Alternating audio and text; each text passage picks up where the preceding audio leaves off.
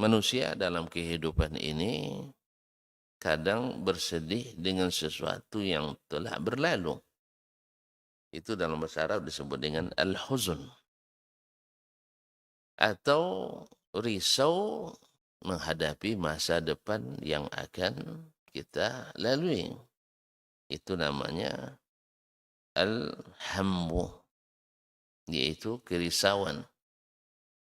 Risau tentang akan sesuatu yang akan datang. Ada kan kadang-kadang risau gitu ya.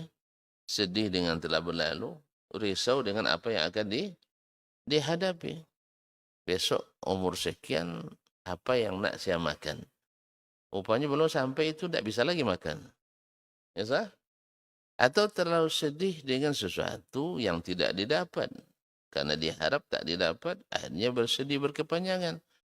Padahal sudah berapa bulan nikmat-nikmat yang lebih besar yang didapat. Setelahnya, menyesal kenapa tidak begini-begini. Itu namanya kesedihan yang selalu menghantui. Atau galau menghadapi yang sedang ada di depan mata. Ya, menghadapi yang di depan mata kita itu namanya al-ghammu. Namanya al-gham. Jadi ada ham, ada gham, ada huzun. Nah, dalam menghadapi hal seperti ini, apalagi kalau sampai mengganggu dan menghantui, ada zikir dari Nabi alaihissalatu wassalam yang menenteramkan. Karena sesungguhnya kaum muslimin dan muslimat yang dirahmati Allah, secara kaedah umum, Allah sudah katakan, ala bizikrillahi tatma'innul qulub. Dengan zikir kepadanya hati menjadi tentram. Tentu saja zikir yang diiringi dengan kepemahaman, penghayatan terhadap makna yang dibaca. Maka di antara yang diajarkan Nabi SAW seperti diriwayatkan oleh Imam Ahmad dan Ibnu Hibban dalam sahihnya dari Abdullah ibn Mas'ud radhiyallahu taala anhu. Anna Nabiya sallallahu alaihi wasallam, bahwa Nabi sallallahu alaihi wasallam qala, berkata, ma qala 'abdun qat idza asabahu hammun aw huzun, tidaklah diucapkan oleh seorang hamba, ya tidaklah sekalipun diucapkan oleh seorang hamba, idza asabahu hammun, apabila dia merasa risau, au huzun, atau merasa sedih atas sesuatu yang terlewati, tidak dibacanya doa ini kecuali Allah, illa ashaballahu azza wa jalla hammahu, kecuali Allah hilangkan hamnya, kerisauannya itu. Wa abdalahu makana husnihi farahan, dan rasa sedih yang dia alami akan diganti dengan rasa senang dan gembira. Apa itu yang dibaca? Qala sallallahu alaihi wasallam, Allahumma inni abduk. Ya Allah, sesungguhnya aku adalah hambamu. Wabnu abdik, anak dari hambamu juga. Wabnu amatik, dan anak dari hambamu yang perempuan. Tadi hamba laki-laki, hamba yang perempuan. Nasiyati biyadik, ubun-ubunku di tanganmu. Madin fiya hukmuk, segala hukummu berlaku pada diriku. Adlun fiya qada'uk, segala keputusan qada'mu adalah adil terhadapku. As'aluka bikulli ismin huwa lak, aku memohon kepadamu dengan menyebut segala nama yang engkau miliki. Samaita bihi nafsak, baik yang engkau sendiri menyebutkan nama itu terhadap dirimu. Au anzaltahu fi kitabik, atau engkau turunkan di dalam kitabmu. Au 'allamtahu ahadan min khalqik, atau yang engkau ajarkan kepada seseorang dari hamba atau makhlukmu.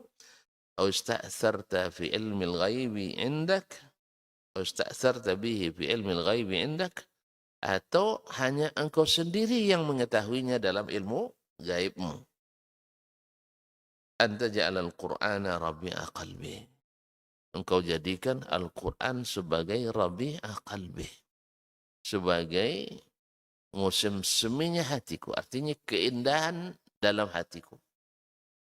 Wa nura sadri, dan cahaya yang memenuhi atau menerangi dadaku. Wa jala'a huzni, dan yang membuat kesedihanku hilang.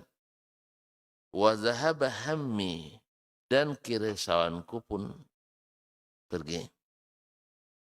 Illa azhaballahu azza wa jalla hammahu, kalau dia baca itu Allah Allah hilangkan hammahu, kerisauannya. Wa abdalahu makana huzni farahan, dan Allah ganti rasa sedih dengan rasa gembira dan senang. Qalu, mereka berkata, ya Rasulullah, wahai Rasulullah sallallahu alaihi wasallam, yanbaghi lana an nata'allama haula'il kalimat. Kalau gitu mesti kita pelajari kalimat-kalimat ini, doa ini atau zikir ini. Qala, Nabi berkata, ajal, benar. Yanbaghi liman sami'ahunna ayyata'allamahunna. Siapa yang mendengarkan ini mesti mempelajarinya. Mesti mempelajarinya. Kalimat Nabi SAW mempelajarinya mengandung makna memahaminya. Ya, kalau hanya sekedar membaca dan menghafalkannya, mereka tidak mengatakan nahfadhahunna, bukan menghafal saja, tapi mempelajarinya. Baik, kita pelajari. Kaum muslimin dan muslim, pertama ini janji dari Nabi SAW, itu janji dari Allah SWT. Wa may yuti'ir rasul faqad ata Allah. Siapa yang taat pada Rasul sama dengan taat kepada Allah. Apa yang dijanjikan Rasul adalah yang dijanjikan Allah Subhanahu wa ta'ala. Nah, kaum muslimin dan muslimat yang dirahmati Allah, yaitu siapa yang membacanya, Allah akan hilangkan rasa risaunya. Rasa risau. Ya kaum muslimin, kadang-kadang kita risau. Sesuatu yang belum terjadi itu sering. Sahih tak? Ibarat ujian belum turun soalnya, sudah sibuk mikir jawabannya.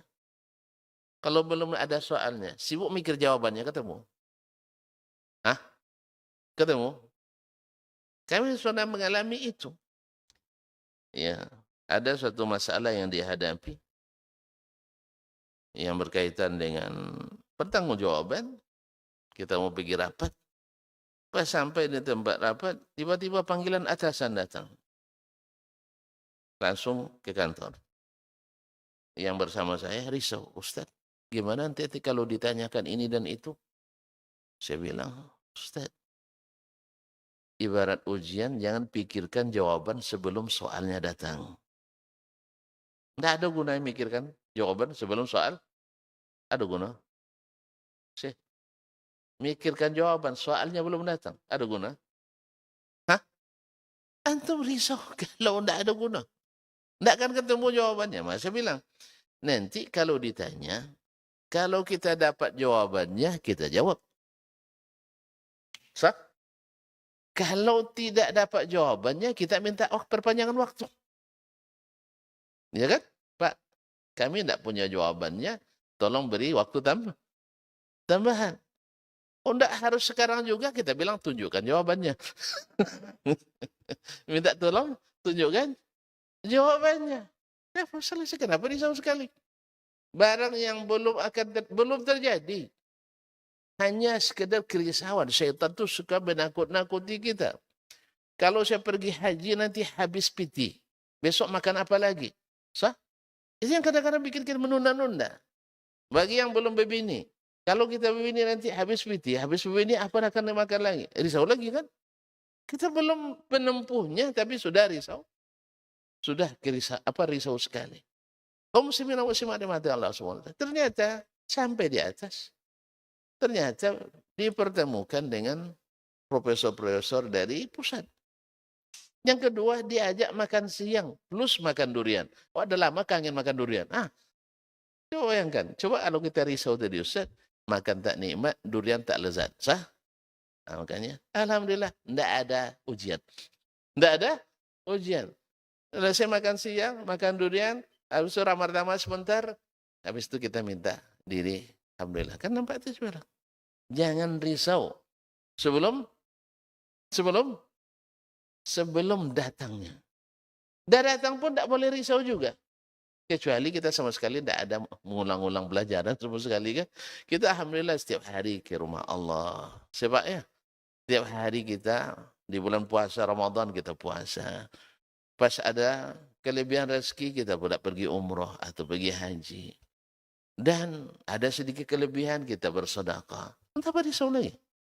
Dan semua itu Allah janjikan. Haji tak bikin orang miskin. Sedekah tak mengurangi harta. Pergi ke rumah Allah tidak menghilangkan waktu, tidak menyanyiakan waktu, justru memberkahi waktu.